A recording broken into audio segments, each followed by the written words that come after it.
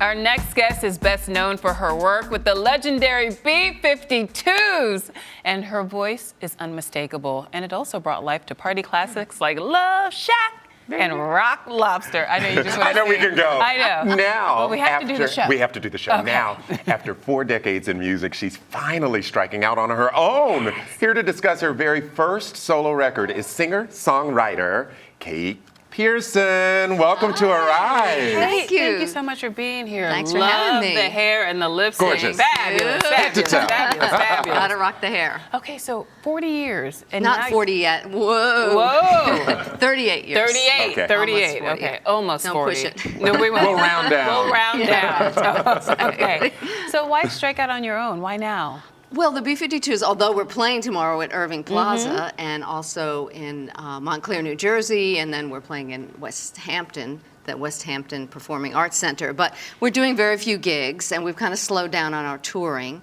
So I started this about 4 years ago with Sia, and my partner Monica got it going for me, just mentioning to Sia, can you help Kate get this solo record out? Wow. And I think I finally just gave myself permission to just do it, you know, get it out there and go for it. Well, the record is called Guitars and Microphones. So, other than the obvious, why'd you name it Guitars and Microphones? Well, there's a song, Guitars and Microphones, that's very autobiographical, and it's about my protest band I had in high school, kind of called the Sun Donuts, and it's kind of my, you know, evolution from there and past loves and lives. And we did a video. My friends did a video that has all these pictures of, you know, the past and my parents and kind of an autobiographical summary of my life so far.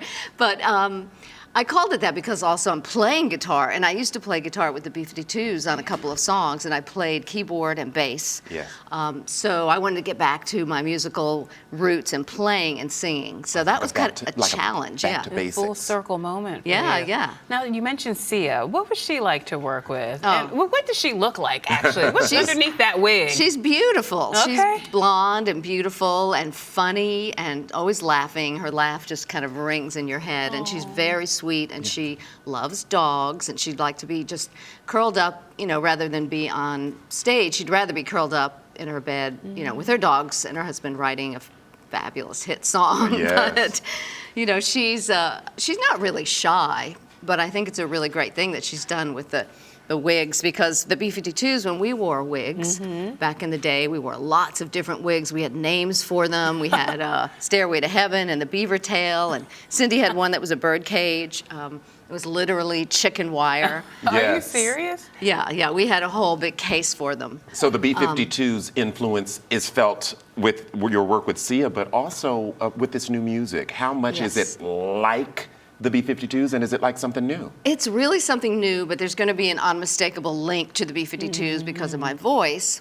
But we didn't set out with any agenda like it has to, you know, not sound like the B-52s or it should sound like the B-52s, because Sia and I wrote with these different writing partners that she's worked with before, Dallas Austin and Chris Braid and Nick Valenci from The Strokes and Tim Anderson. So we just went and worked with these different people, and it was just like magic, you know. It was a different experience every time. With each person, a different song sort of came about with a different kind of feel. What did they make of working with you? Did they walk in the room and was it completely, we are not worthy reference all around? Like we are today. Well, I felt nervous because although I always jam with the B-52s and we write together, it was a challenge to write with different people. I know Sia, and I knew it would work with Sia, but, you know, working with each time, it was like one day and we'd get a great song and the demo. So wow, the work was very fast. Well, we must talk about this first single, Mr. Sister. Yes. A bit of an anthem and an homage to the transgender community? Well, that is actually misunderstood because it was really about anyone sort of transcending and feeling betrayed by the mirror. So I meant trans to be all-inclusive of the gender spectrum. Yes. And it could be a young gay boy, a girl who feels, you know, dysmorphic, anyone who feels betrayed by the mirror. It was kind of misquoted as transgender. Anthem, but not per se. I said I hope it becomes a trans anthem, but I meant trans to be more inclusive, not realizing that the trans community really owns that term, like wants to own that term for themselves, and it's very important to get their message out there. But after a barrage of kind of criticism, Yeah. and we started talking to this trans woman called Fallon Fox, who's a mixed martial artist. I know. Brian Gumble Sports did a big piece about her. Really? It was fantastic. Oh, yeah, she's amazing. So my partner Monica started a dialogue with her on Facebook. And so she then started talking to us, and I invited her to a show in Chicago that the B-52s did. We had a great conversation.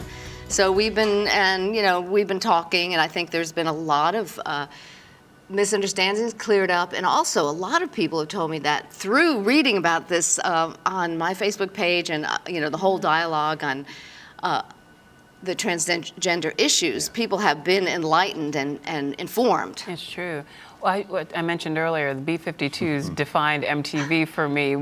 Did you have any idea that band would go on to be so iconic? No. We started out as just a party band to amuse ourselves in Athens, Georgia. We started out just to have fun. I remember thinking, oh, wouldn't it be great if we played, outside of Athens sometime? And it turns out there was no scene in Athens at the time. So the only place to go play besides this folk club in Athens was CBGB's or Max's Kansas City. Yes. Right. So we went up to New York and played there, and then we started blazing a trail from Athens to New York. And So now Athens is one of the music Oh, capitals yeah. in the country. Absolutely. Yeah. Oh, yeah. And Now, you have, you're inside a new musical chapter, but you've also got a new chapter as a businesswoman, 2 hotels you own. Can you talk about that? yes, Lazy Meadow.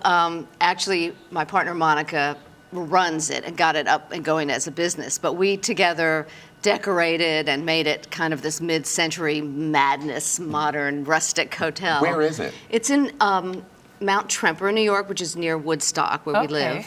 And it was a roadside hotel built in 1952, very run down, but we restored it to its former, or maybe past its glory. It's all very colorful and very Love Shacky. I love I'm it. seeing a road Fantastic. trip with Oh, yeah. Love Shack on the radio yeah. en route to the hotel. I'm just saying. It's a beautiful place, and it's right by this beautiful creek, and we have picnic tables down there and grills, so you can just sing your heart out down there by the creek. And really quickly, what's next for you before we let you go? Oh, You've got also- hotels, new music. I have to mention Lazy Desert because Lazy we have Desert. Airstreams out near Joshua Tree.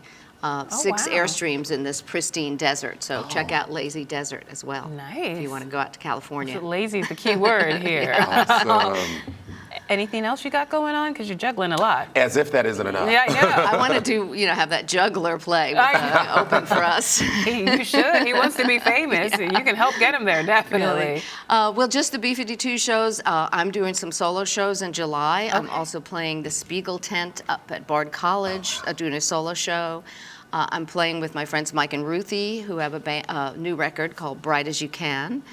And what else am I doing? I'm doing a run in July in the Midwest. I'm doing Atlanta, Athens, Chicago, and Nashville, or Nashville, nice. Chicago. All right. And, well, we're going to catch you somewhere Yeah. in one so of I'll these be big playing, towns. That's right. My solo stuff and B-52 stuff, and just rocking the house. Oh, rocking out. Well, thank you so much for being Thank here. you. You've been Thanks. awesome, and thank you for all the amazing music All over right. the years. Thank you. And you're watching Rise Entertainment 360. We'll be right back.